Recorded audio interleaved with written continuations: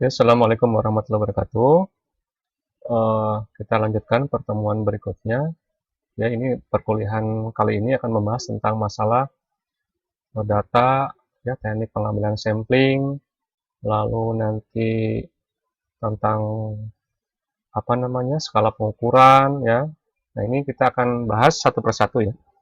Oke, gimana sebelumnya mungkin untuk kondisi mahasiswa saya di luar sana ya, karena kita berbeda tempat karena PJJ ya atau daring ya. Nah, moga-moga sehat selalu. Jadi tetap jaga kondisi, tetap gunakan masker jika keluar rumah ya.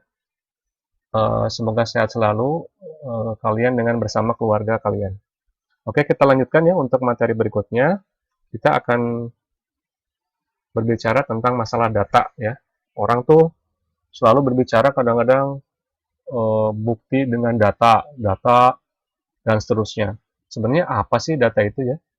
Jadi data ini merupakan keterangan atau informasi mengenai sesuatu hal ya. Misalnya rusak, baik, senang, puas, berhasil, gagal, dan sebagainya, atau dalam bentuk bilangan atau angka-angka. Nah, jadi kan kita sudah tahu juga bahwa sering kita mendapatkan data statistiknya begini gitu ya, data hasil surveinya begini-begini ya, terus data pendataan di Dukcapil. Nah, ya. Jadi banyak apa namanya penggunaan data ini di kehidupan kita sehari-hari sebenarnya. Nah, secara jenis data ya, data ini dibagi menjadi dua, yaitu pertama kuantitatif, yang cirinya itu adalah berupa angka, ya. Lalu macamnya ada dua, diskrit dan kontinu.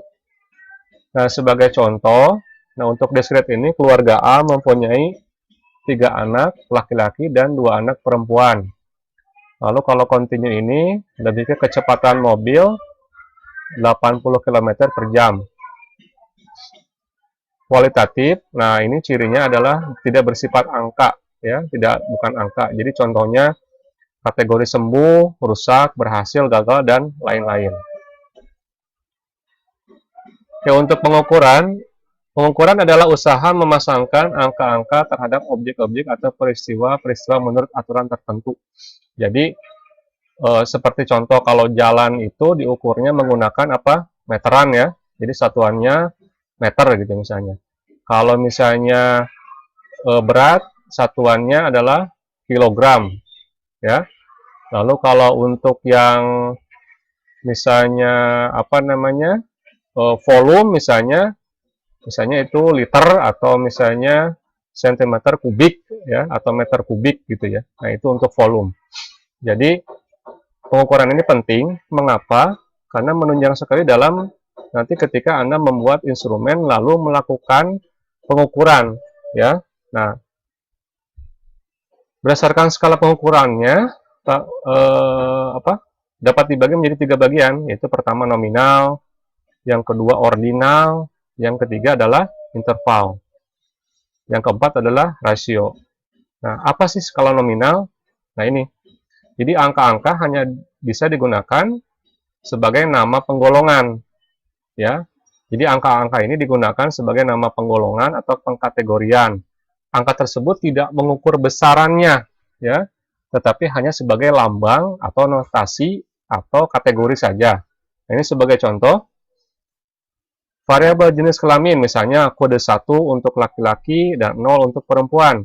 Kode ini hanya dapat digunakan untuk membedakan antara laki-laki dan perempuan. Jadi tidak berarti satu ini lebih besar dari 0, bukan. Tapi ini hanya mengkategorikan angka 1 untuk laki-laki dan angka 0 untuk perempuan. Yang kedua, contoh agama. Ya.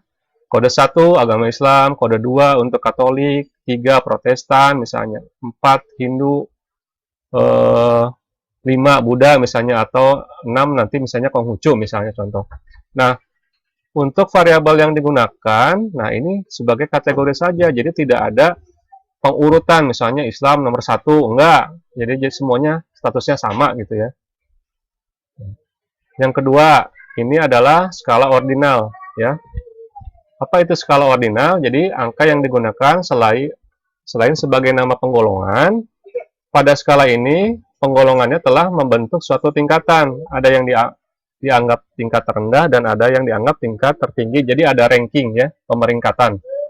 Jadi walaupun demikian, jarak antara dua angka atau penggolongan yang berurutan tidak perlu sama ya. Contoh. Nah, dalam skala sikap ini yang biasa digunakan di penelitian, misalnya sikap sangat tidak puas diberi nilai 1, terus tidak puas diberi 2, ya, puas diberi 3, sangat puas diberi nilai 4 misalnya. Nah, ini jadi selain kategori juga dilakukan pemeringkatan ya, gitu. Terus yang kedua, pada lomba lari misalnya peserta yang pertama datang diberi nilai 1 atau ranking 1, yang kedua ranking 2 dan seterusnya. Nah, ini yang dimaksud dengan skala ordinal. Oke, bisa ya? Anak-anak bisa memahaminya. Jadi tolong nanti dibedakan nominal, ordinal, dan lain-lain. Nah, sekarang skala interval ya. Apa sih skala interval? Jadi angka yang digunakan selain menunjukkan suatu tingkatan, dua angka berurutan mempunyai jarak yang sama, tetapi tidak dapat diperbandingkan. Contoh, suhu ya. Misalnya perbedaan suhu 400 dan 300.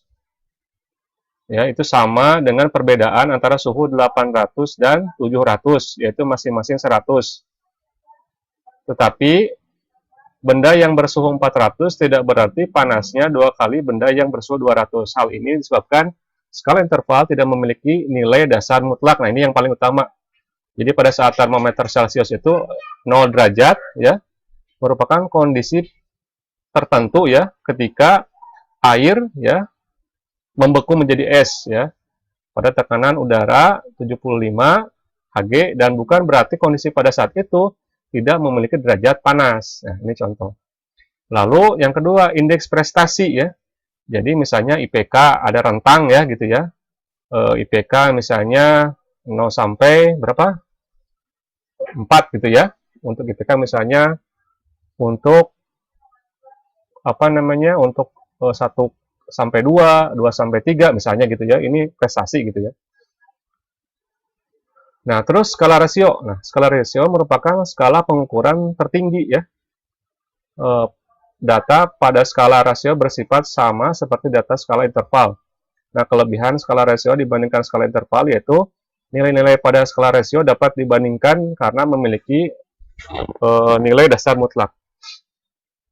Contoh, pengukuran tinggi atau berat badan, nilai ujian mahasiswa. Nilai dasar mutlak 0 diberikan pada saat seorang mahasiswa sama sekali tidak dapat mengerjakan soal ujian. Nah, ini kalau di rasio ini memiliki nilai dasar mutlak atau nilai mutlak yang dasar. Oke. Oke. Nah, ini. Nah, gimana? Sudah mulai memahami untuk skala pengukuran ya. Oke, kita lanjut ya. Nah, ini populasi dan sampel ya, yang suka kalian tulis deskripsi gitu ya, populasinya ini, sampelnya ini ya. Jadi populasi ini lebih secara definitif adalah wilayah generalisasi ya, yang terdiri dari objek atau subjek ya. Jadi bisa objek, bisa subjek yang mempunyai kualitas dan karakteristik tertentu ya, tidak semuanya misalnya umum gitu, tapi memiliki karakteristik tertentu ya, yang ditetapkan oleh peneliti untuk dipelajari dan kemudian ditarik kesimpulan ya. Nah, sampel, nah ini bagian dari populasi atau bagian dari jumlah dan karakteristik yang dimiliki oleh populasi tersebut. Nah, ini bagian. Jadi misalnya kita menginginkan misalnya untuk kalau dalam kasus olahraga misalnya ya, kalau olahraga berarti berapa menit sih rata-rata orang itu berlari gitu ya, berapa menit berlari ya, jadi kecepatannya juga nanti berapa gitu kan, nanti kan diukur gitu ya. Nah, ini kita bisa lakukan, cuman kan tidak semuanya kita harus mengukur semua warga gitu ya, yang ada di komplek misalkan. Nah, kita ngambil sampel aja nih, oh kita yang lari berapa orang, kita kita tes, kita ukur gitu kan, catat, ukur, catat, ya. Lalu setelah itu kan ini sebagian, nanti dari sebagian ini bisa kita ambil kesimpulan bahwa secara sampelnya seperti ini, ada kemungkinan juga hasilnya sama seperti populasinya gitu. Jadi secara umum gitu. Nah, ini juga kita bisa lakukan. Nanti ada penjelasannya kenapa kita harus sampling ya, dan tidak semua warga harus atau semua penduduk harus kita ukur gitu ya. Gitu. Nah, nanti secara kesimpulan, jadi populasi yang karakteristiknya yang kita tahu ini, lalu kita buat pengambilan samplingnya khusus. Caranya bagaimana? Nanti ada tekniknya. Ya, jadi karena sampel diambil dari populasi, dianalisis, lalu nanti kesimpulannya, nah dibuat yang diharapkan berlaku untuk populasi, ya gitu.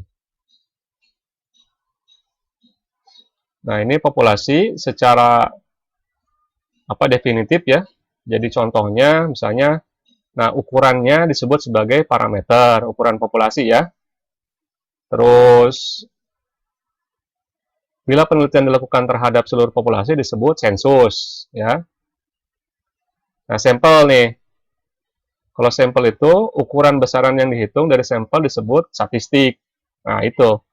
Terus bila penelitian dilakukan terhadap sebagian anggota populasi atau sebagian populasi, maka disebut sampling. Ya.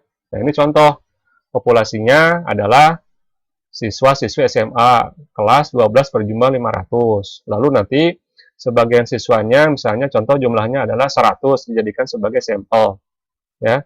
Pada prinsipnya, nah contoh jika sebagian siswa-siswi kelas 12 suka bermain game saat belajar, maka secara keseluruhan siswa-siswi kelas 12 dianggap suka bermain game juga saat belajar. Jadi ini pengambilan keputusan ya gitu. Nah, nanti silakan diskusikan, cari contoh kasus populasi dan sampel ya. Kalian cari nanti mau searching boleh, mau dari buku boleh silahkan ya, secara individu ya. Silahkan. Nah, teknik pengambilan sampel ada acak sederhana, ya, ada sistematis, ada stratifikasi atau berlapis, klaster ya. Nah, ini beda-beda ya. Nah, kita menggunakan yang mana? Ini juga ada tekniknya sendiri. Nah, kenapa sih kita harus mengambil sampel? Tidak semuanya kita ambil datanya dari seluruh penduduk. Ya, karena penghematan biaya, penghematan waktu, ada penelitian yang mungkin bersifat merusak kalau semuanya kita ambil gitu ya. Lalu populasi punya anggota tak berhingga ya. Jadi itu beres-beres gitu kalau dalam bahasa Sunda mah gitu ya. Jadi pengambil sampelnya kayak misalnya sensus penduduk, kan waktunya juga lama gitu ya. Terus biayanya juga besar gitu ya. Nah, tapi ya kalau untuk sensus kan udah dibiayai negara, tapi kalau kita penelitian independen kan otomatis akan memerlukan biaya yang banyak ya, terus waktunya juga kita kan dibatasi lah untuk penelitian itu, jadi kita harus penghematan waktu ya gitu. Oke, mungkin materi untuk perkuliahan kali ini sampai sini dulu, nanti silahkan ya kalian cari ini ya tugasnya nih ya. Nah, tugasnya cari contoh kasus populasi dan sampel. Populasinya apa, sampelnya apa, ya. Kalau bisa cari dari perkembangan yang terkini lah, gitu ya, dari isu-isu yang terkini, ya. Nanti tugasnya dilampirkan di Google Classroom-nya. Oke, terima kasih. Assalamualaikum warahmatullahi wabarakatuh.